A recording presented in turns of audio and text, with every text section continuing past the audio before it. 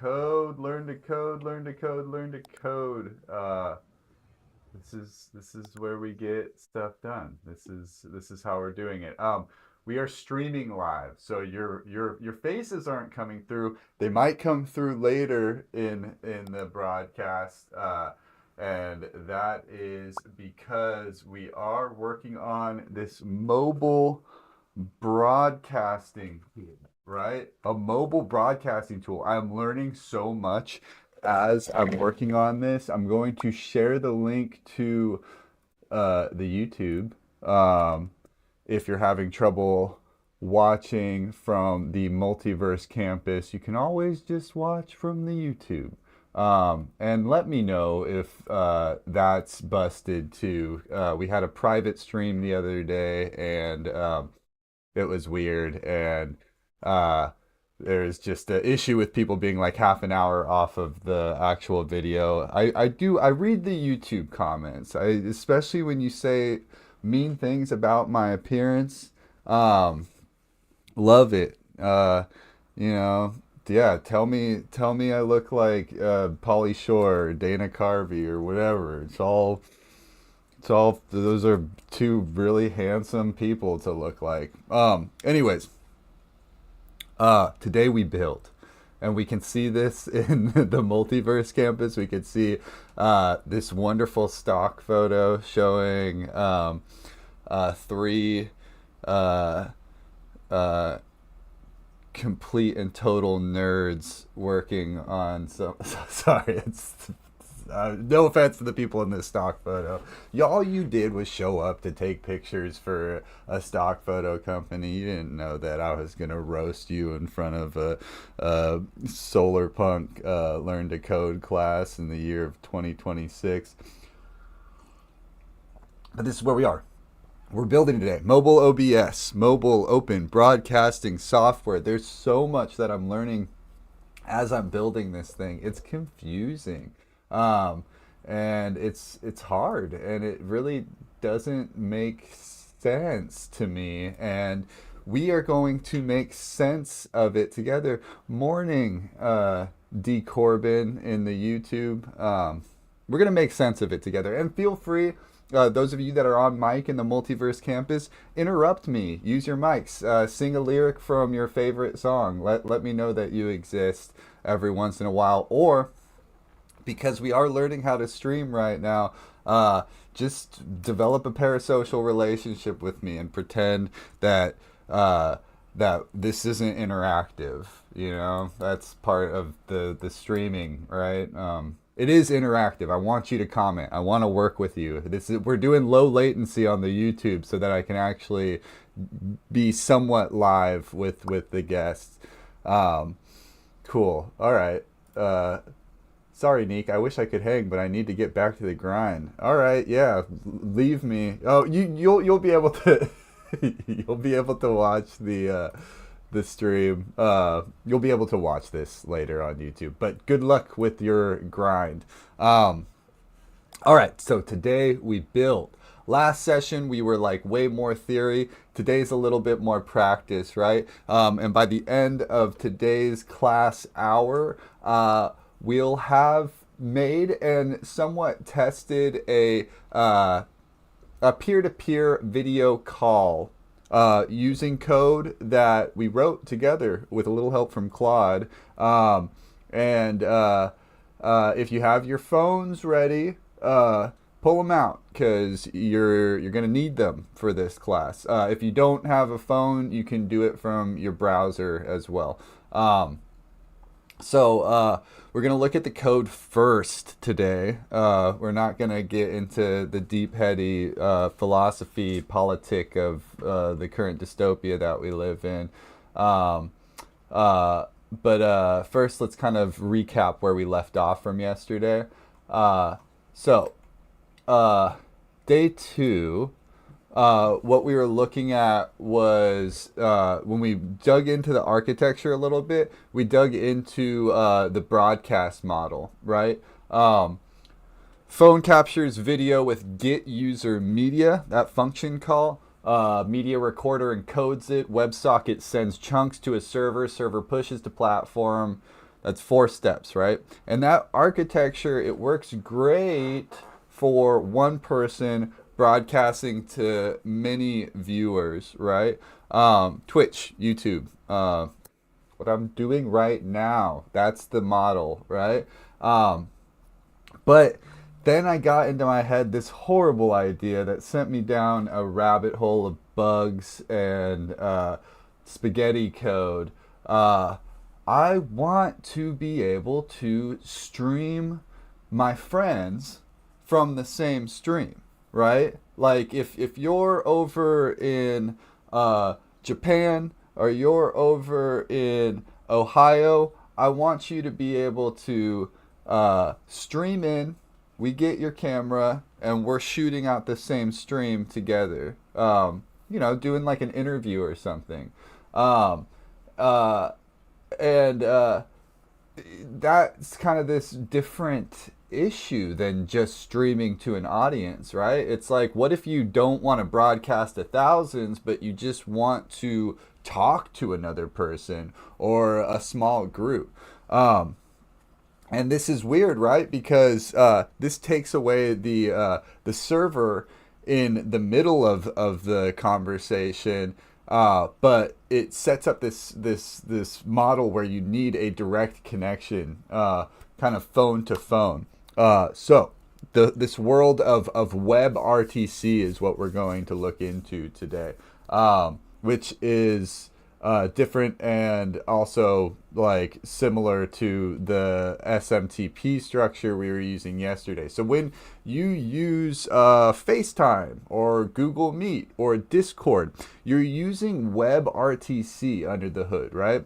And that's built into every modern browser. The difference is that Apple, Google, Discord, they wrap WebRTC in their apps and their TOS and their data collection, right? So we're going to use the same technology in our app, but we're not wrapping it. We're not using sort of the middleware of Google, right? We're using our own middleware. We are our own middlemen today, right?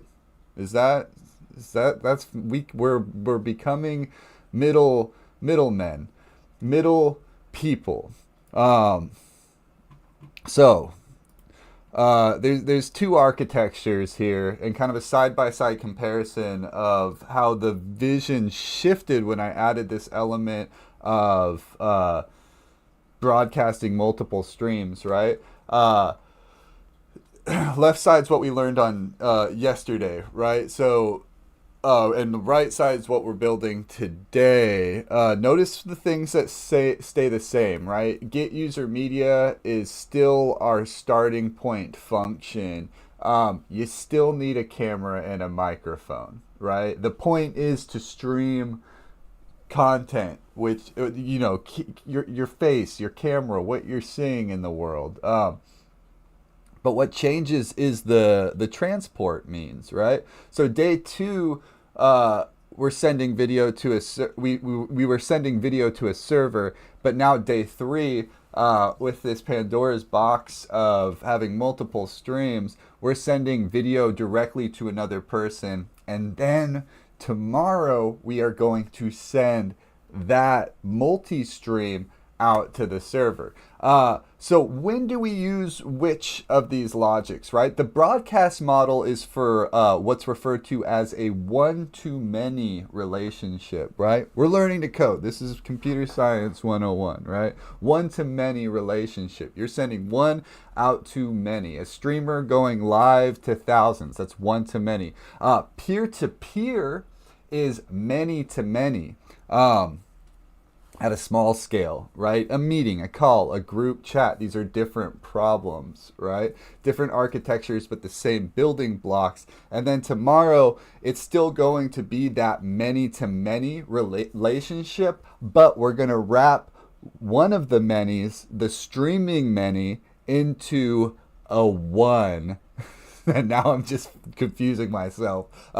So it's the many of us that are streaming together get sent to the server, become one, and then we have that one-to-many relationship through the broadcast. And this is code. It's fun. It's confusing. So, sorry, I'm like flying by the seat of my pants. Because honestly, I don't know about y'all, but when I was a kid, watching the Flintstones, Jetsons, it was the Jetsons, not the Flintstones. Watching the Jetsons, and this was before webcams, right? To age myself, maybe like the first webcams were coming out. This is 1997, 1998. Watching the Jetsons, Saturday morning cartoons, and I'd see them video chatting with each other. They have their video phones. And as a kid, I was like, whenever that gets invented, it is going to be the coolest thing ever. Everyone's going to be video phoning each other, and it's just, our worlds are going to get rocked by it. The actual tech of streaming from video, the original video that was first ever streamed was a coffee pot. And they were just trying to, I forget, let's say it was Stanford, or it was some school, right? Some tech team. Somebody knows this in the chat, right? They can correct me. I'm butchering the story, but they were checking to see if the coffee pot was full in the break room, right? And so it would send every minute or so, it would send a picture update of the coffee pot, and so that's our first video stream. Yeah, catch it on YouTube. But the where we've gone since then, right? So a young version of me, a young Neek, is waiting for video calls to be a thing. And then I remember the first time I Skyped somebody. It was so awesome. I Skyped a friend that was hundreds of miles away from me, from our computers, and we were just talking about Warcraft or whatever, and it was so cool, and I loved it. And so then a young version of me, probably not for the best, started looking on the internet. Where can I video chat with strangers? I wanted to do that more than anything, right? And fast forward a couple of years, we have chat roulette, sites like Stickem and Tiny Chat and Omegle.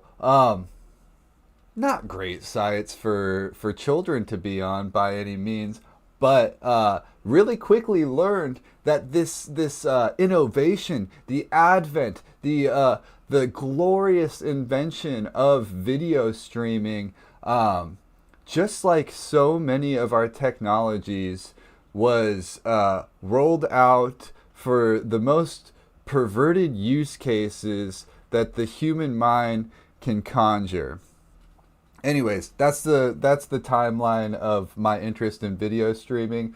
I love video. I love chatting with people. I love communicating. I love all broadcast technology, from radio to public access television to Twitch streamers, right? I think it's all awesome, right? But yeah, for some reason, people are very quick to make the whole like video streaming thing like goofy or creepy or weird, and I want to exorcise that demon from us so that we can look at the tech from a somewhat neutral view. Like, we're just streaming video, like, it's cool, it's great technology, it's complex, and we're gonna learn how to do it today, right? I would sneak into my dad's office to go into public chats early on. Yeah, this is my one of my stories. So I would go into these like AOL chat rooms or Yahoo chat rooms, and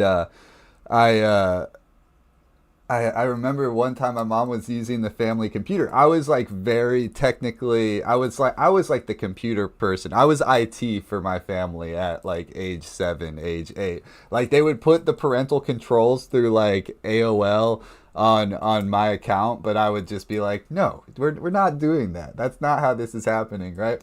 And I remember one time uh my mom like pulls me into the family room, which was where our computer was. Computers used to be in the family room, right? Now everyone has an iPhone, so it's like ridiculous. But yeah, pulls me in the family room, points to a file on our desktop. She's like, "What is this?" And I'm like, "Oh." And what the file was it was a picture of a man, old man, with his two dogs, right? Innocuous picture, right? And I'm like, "Oh, that's my friend," right? Apparently, I was talking to some old man from Alaska or something on the internet as a child, and he was sending me pictures of himself. But yeah, anyways, which is important to bring up, right? If we're building applications, uh, just especially video applications and audio applications, if you don't have your legal figured out, you're just waiting for COPA violation, right? So make it 18 plus. That's a really easy way to kind of save yourself the hassle. Anyways, that's my personal story. Don't be a walking COPA violation. We are developers. We need to be mindful that miners want to use the cool applications that we're building. So how are we handling their safety, right? Uh, how WebRTC works, right? Um, I use this like matchmaker analogy, right? Valentine's Day, it was last week, 2 weeks ago. So think of our server, right, as the matchmaker at the party, right? It introduces two people. Hey, hey, hey, come over here. You two should talk. But once that introduction is done, the matchmaker, as any good matchmaker does, they walk away subtly, right? The two people talk directly to each other. The matchmaker doesn't really listen in, doesn't record the conversation, doesn't charge a fee for every sentence, right? That's our server, right? And it handles the signaling, then it's done, right?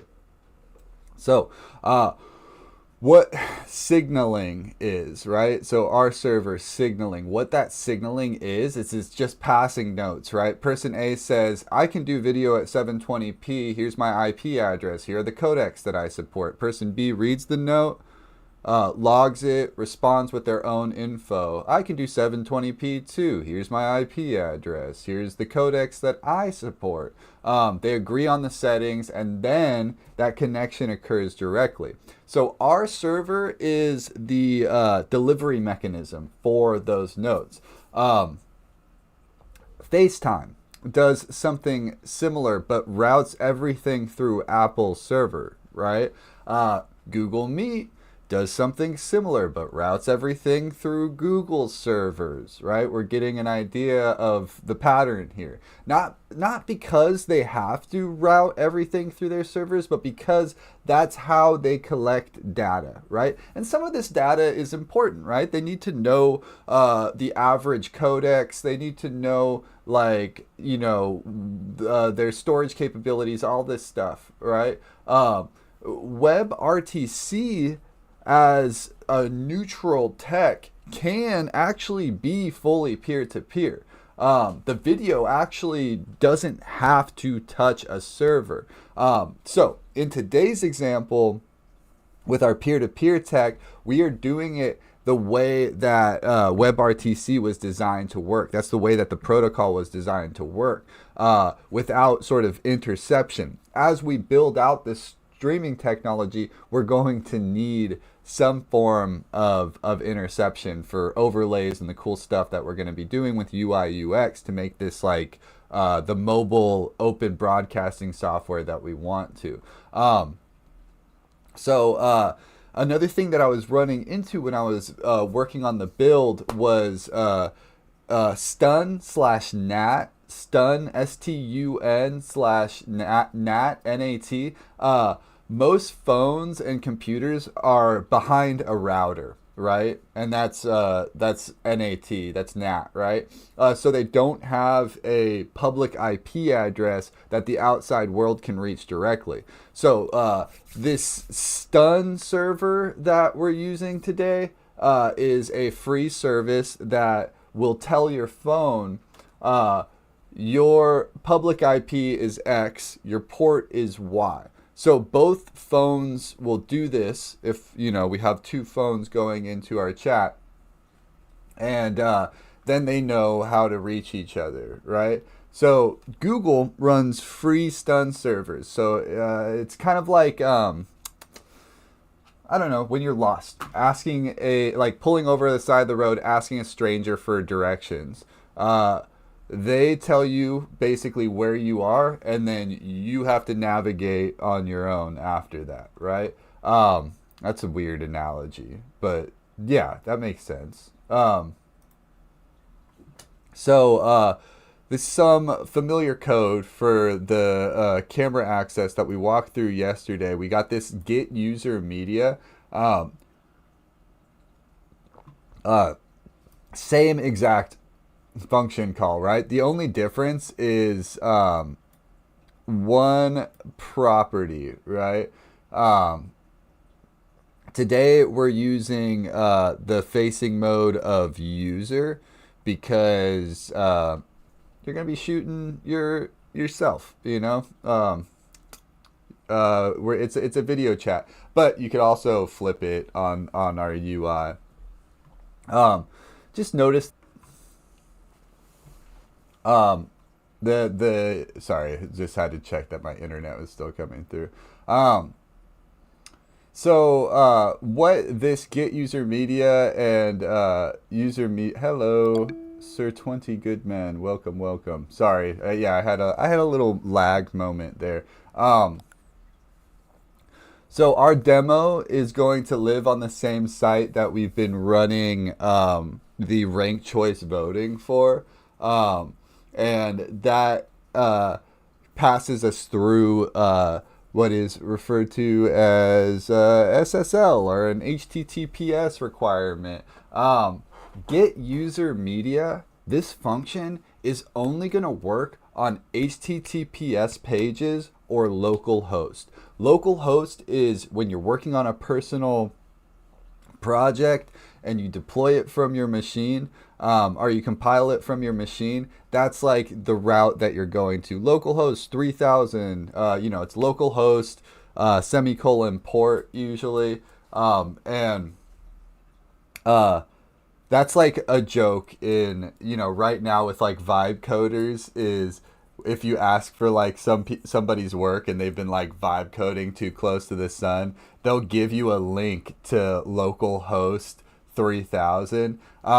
Never send somebody a link to localhost unless they're working on the same machine as you, or the same local server as you, which or you're having like a LAN dev party or something. I don't know. Never send somebody a link to localhost. It's like, doesn't make sense, right? The HTTPS is our SSL certification through the website. So once you get your website up, no, it happens. People send localhost links. It is like, I don't know. I'll be the one to tell you. Just don't do it. Like, don't send the localhost link if you want to show your work. Figure out a way to deploy it. So HTTPS is, if you notice, all the links to wherever website you're going to, they start with the HTTPS : right? That means that they're SSL certified, and that's just, a safety feature. It's a security feature. The browser doesn't let random HTTP pages access your camera. So when we are working with camera, microphone, downloads, anything that is sort of like a security vulnerability for other users, and you deploy it to a website, most deployment or distributor or hosting providers handle SSL for you. If you are running from your own VPS, DigitalOcean, Hetzner, Hostinger, you might need to set up SSL on your own through like Let's Encrypt or some other application. But you want to make sure that the link to your site is coming through HTTPS. It's not giving people the sort of like Chrome warning. Otherwise, you're going to have a hard time when it comes to accessing cameras, right? Accessing microphones. And this is why deployment and the infrastructure for your end product matter, because you can't just open an HTML file on your desktop and expect camera access to work on someone else's phone, right? Does this make sense? Quick check with the class. You've been to websites where it asks for camera and microphone permission, right? We're familiar with this.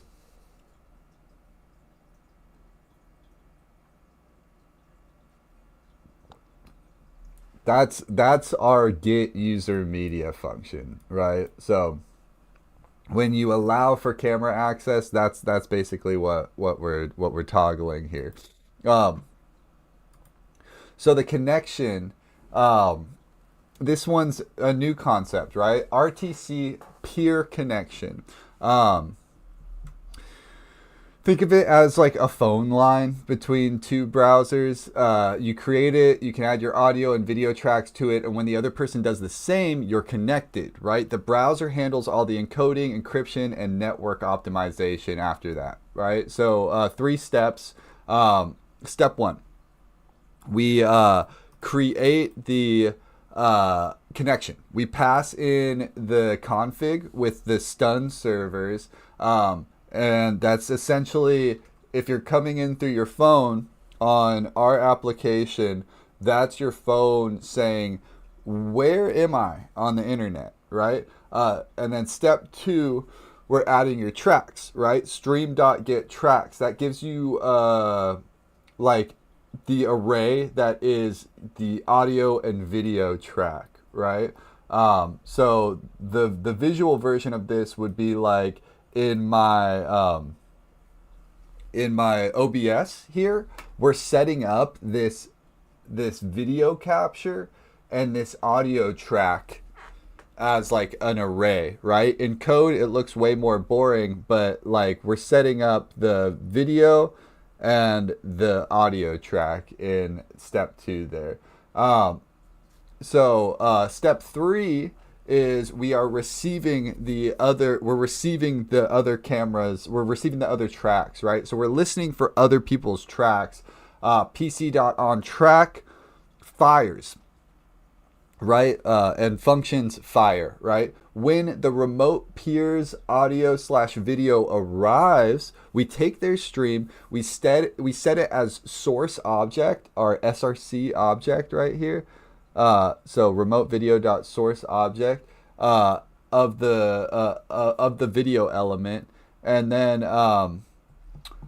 it shows their face, right? It shows their we can hear their mic, right? So this what the browser is doing, kind of for free on the back end. It's negotiating codecs, right? VP8, VP9, H.264 for video, Opus for audio, I think, not to be confused with Claude Opus. It's encrypting everything with DTLS, so that's like a WebRTC default. It's handling packet loss, jitter, bandwidth.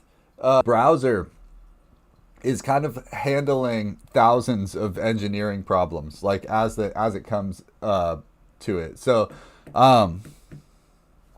we're going to do a callback to last week, the terms of service, privacy policy stuff that we were working on.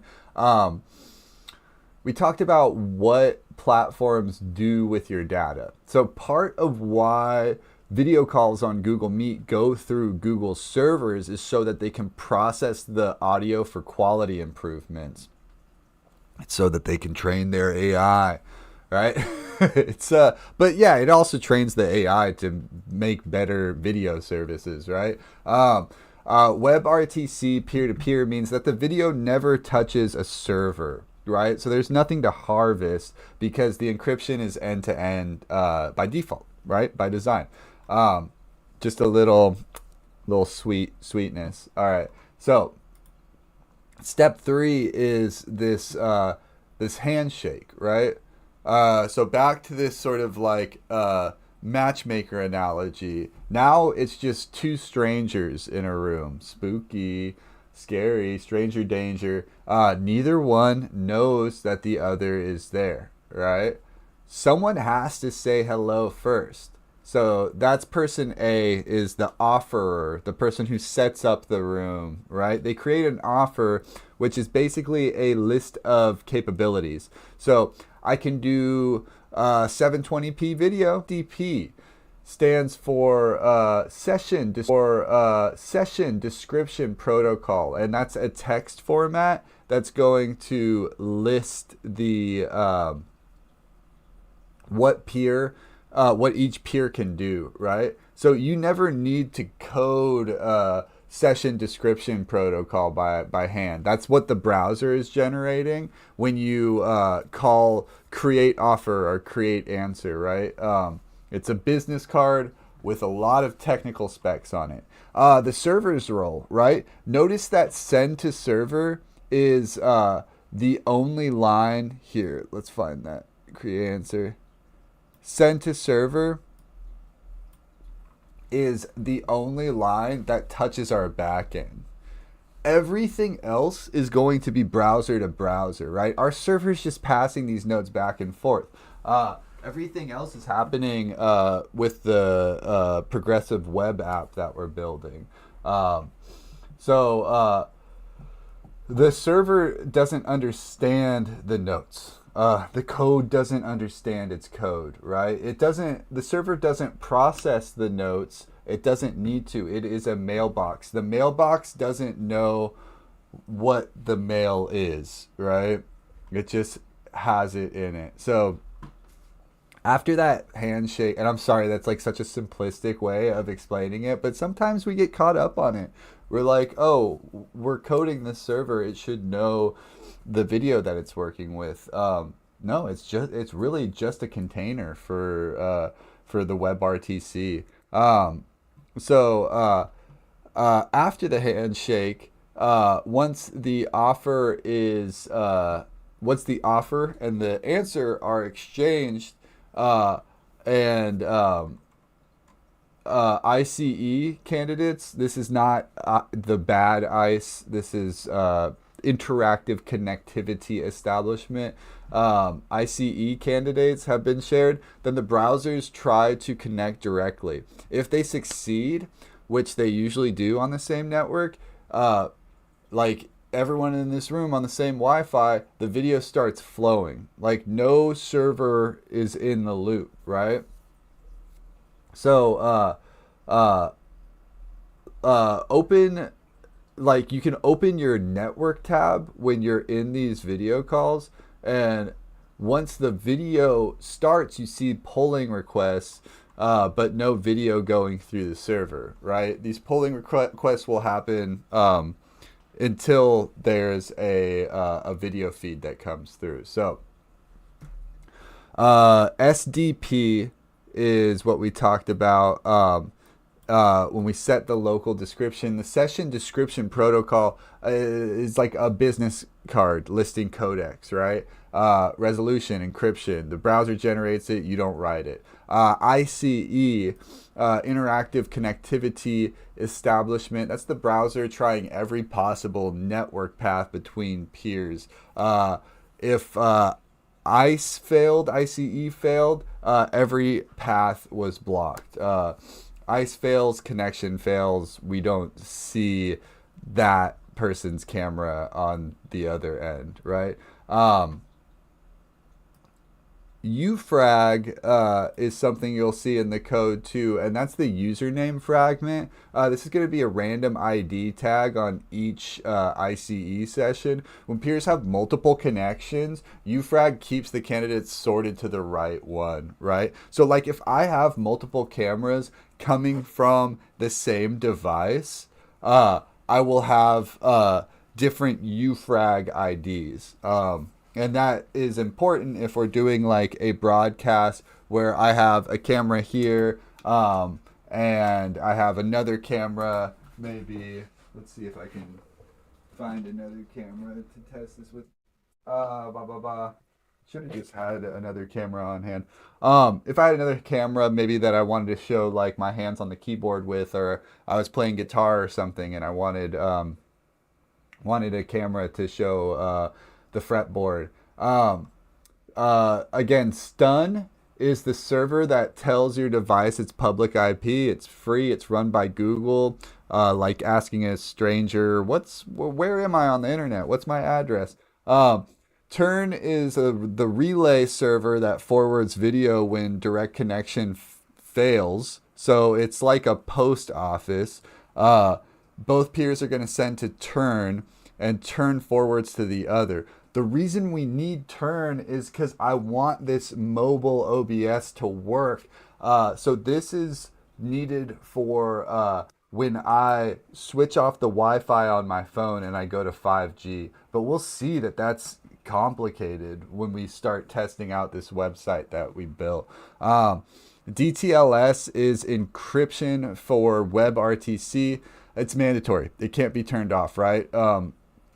And it's more private than most video platforms just by default. So this is a complex thing that we're doing. I don't want to sugarcoat it. There are a lot of acronyms coming your way. There are a lot of new tech coming your way, but we voted to build this thing this week as our group project, and it's an important thing to build, right? We're solving a problem that a lot of people have when it comes to mobile development and mobile streaming, right? The handshake itself, like what we just walked through, that's the hardest part of WebRTC to understand. I was struggling getting the demo for today even working. Everything else, like besides this handshake, is API code that we've kind of learned before. Like this is function calls, right? This, again, basic permission and function calls. We're setting up constants, right? This is a kind of like a simple API awaiting the user media, right? So this handshake, not something we learned yet, right? This is complex. Like I don't want to like be like, oh, anyone can code video call software. It's hard. There's a reason that people get stumped. Like everyone wants to make the like MMO RPG, and you're like working on your 3D characters, and you're making these really cool like open worlds, big worlds. Nobody wants to make the server for it. Nobody wants to figure out how to put the thing online, right? Everybody wants to make Discord. Nobody wants to figure out the WebRTC of it all, right? And it's important. It's really important code to learn. So we have to sort of like figure out how to sort of sneak the sweet parts of this code in, and get over the complexity, the hurdles of complexity with this.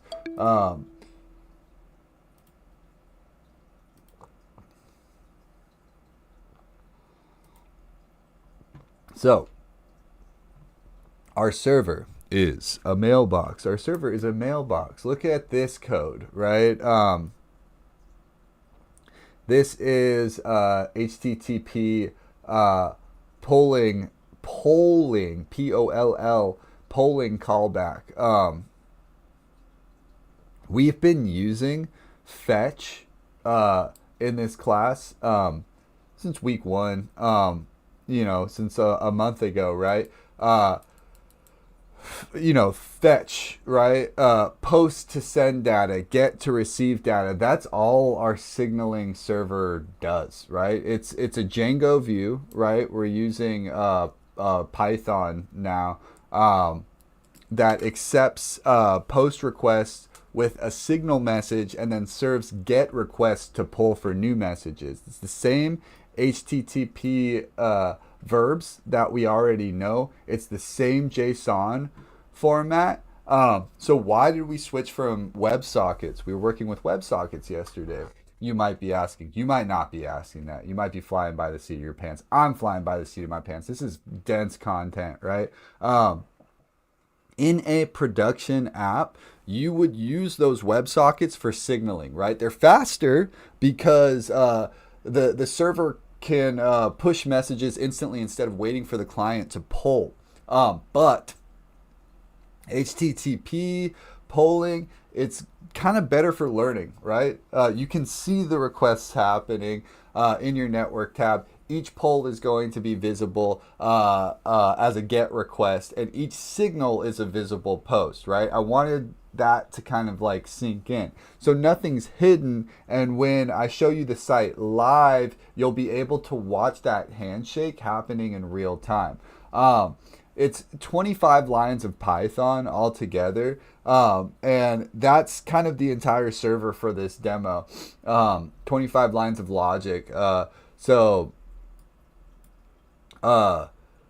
We store messages in a cache. We serve them on a request. We're not using a database yet. We don't really have a model set up. There's no migrations for anything. It's just a mailbox, right? The complexity of our app is the client. It's not the database, right? It's not the migrations. It's the client. It's the browser. It's where the WebRTC is happening, right? The server itself is kind of deliberately dumb by design, right? And in the streaming architecture from day 2, the server was doing the heavy lifting. So yesterday we were relying on our TMP ingest, transcoding, restreaming, right? In the WebRTC architecture, we're kind of shifting our focus, and the server, the load is taken off of it. The server's doing nothing pretty much, and this is a general architectural choice right now. One is not better than the other, in my opinion, right? Broadcast needs a powerful server. Broadcast is going to need a powerful server, but communication, what we're doing today, having more than one user, one camera broadcasting, communication needs a smart client. So broadcasting needs a smart server, communication needs a smart client. And knowing which pattern to use is the difference between, actually like locking in as an engineer. Like, are you a coder who likes to engineer, or are you a coder who likes to just like throw slop into the world? And sometimes I don't know which one of those I am, to be quite honest. So 9.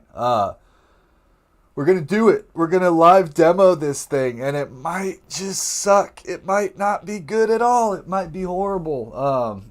I'm taking a huge risk here in opening this up to the class.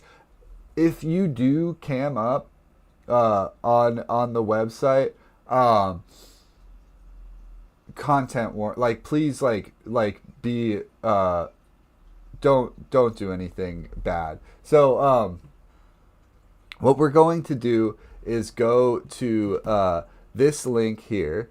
Um, it's it's this test site that I built. Um, so I'll throw it in the chat, and I'll throw it in the chat here. Um, and we'll see if we can get this thing working. Um, all right, so we're going to myr.quest/stream-lab. myr.quest.quest/stream, STREAM -lab. All right. I am going to delete this old room, and I am going to create a new room. Nobody's streaming in here yet. I will share my camera here. Um, all right, and then I'm going to test it from my phone, which is not on the internet. It's on 5G. So the room is O NUC, 0 NUC, NUQ. And I will post that here.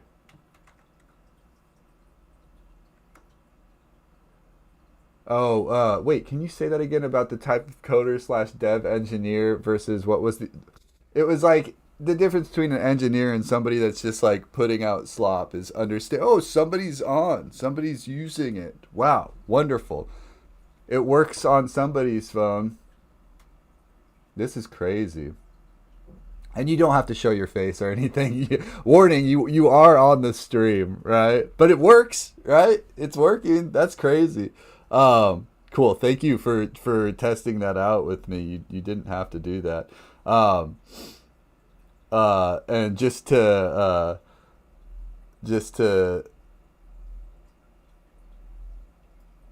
there we go. Wow. Oh. Hey. Works from 5G. There we go. Oh, and you have your voice too. That's cool. Yeah, it Welcome. looks like I can click a little square in people's chat to unmute them so I can hear people. Cool.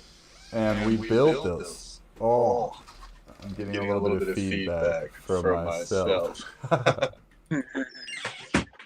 All This is right. awesome. Sweet. So yeah, that's that. Here, one second. I gotta rejoin on my computer. Ooh. All right. So now we got some issues, right? When I left, when the host left, it seemed to knock the room off. Uh, and let me see if I can revisit the room. All right, and now it's saying there's 6 users in the room, which there probably isn't 6 users in the room, but it worked for a second, and that's cool, right? I'll make another room. I was getting so much weird feedback from my computer that I just had to leave myself muted this time. All right, so this one's 585U. Bop bop bop, and we'll throw that in here. So once you're in the room, you can tap to share camera. Your browser's going to ask for camera and microphone permission. You say yes. That's the get user media function being called. Now it's running on your phone, right? So you should start seeing other people's cameras appear like they were for a second. There's a bunch of bugs with this though. I was running it like up until 5 minutes before class started today, and I'm actually surprised that we were able to even get one person in here that wasn't me testing on it. Oh, cool. And there's Ramp. Sweet. Great. great. This is awesome. You're in here now. Uh, so if your camera permission was denied, close the tab and reopen it. If the connections aren't working, try a phone hotspot instead of Wi-Fi. If it says camera blocked, check your browser settings. Give it 5 to 10 seconds, right? After sharing your camera, that's when the signaling handshake uh, takes place, right? So the flip button, I think, switches from back to front camera. I do not know what that would do I'm on my desktop in this room, so let's do it from my phone and just test that out.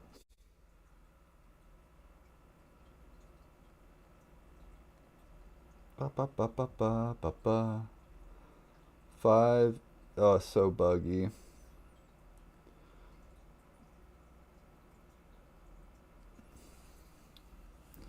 All right, I see y'all. Or I see myself. I see Ram. And now I'm going to. And you can also see on this page, if you're on your computer, that there is uh, kind of the code that we're using here for educational purposes. Um, cool. So I am here, bop bop bop, and sweet, sweet, sweet, sweet. We're on our phones, and we're flipping. Cool. It's weird too because like some of the cameras are getting dropped, right? So like on my phone, I see uh, Ram's mobile and mine. Um, on my computer, I only see Ram's computer. Weird. In my phone, I see both your phone and computer and my phone and not my computer. See, this is not a reliable peer to peer to peer connection. But it's interesting. It's interesting to see what's coming through. And this is how we like test these group projects, right? These are issues that I would have never known, edge cases that I wouldn't have been able to pick up on if we weren't all testing it together, right? But the goal here, like basically what I'm trying to build is a way for me to um, basically like have people stream from their phones. Like if I set up a show or something and everyone has a cell phone and the best cameras that people have are their cell phones.